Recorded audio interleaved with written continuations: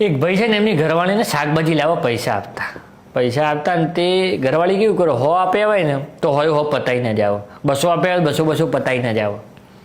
એટલે ભાઈને એમ થયું ખારા શાકભાજી વાળો કમોણી સારી છે એમ. એની ઘરવાળી પૂછે કેમ? કે તું દિવસે મોંઘવારી કેટલી વધતી જાય છે, હું તને પેલા 100 રૂપિયા આપતો તોય તાર પતી જતા, 200 આપું છું તોય તાર પતી જાય છે. પેલી કે એકચ્યુઅલીમાં એવું નથી, શાક તો બરાબર ભાવે જ મળે છે. તો પેલો કે તારે શું પ્રોબ્લેમ છે? કે પ્રોબ્લેમ એ કંઈ નથી, પણ શું શાક માર્કેટમાંથી શાકભાજી લઈને આવતા મન થોડી પકોડી ખાવા જેવો છે.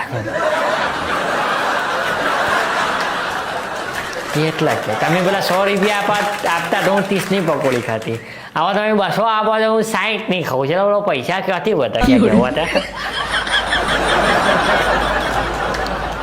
પેલો કે તારું સારું થાય, હું તો કહું છું શાકભાજીના ભાવ વધ્યા છે, હોય તો શાકભાજી પકોડીઓ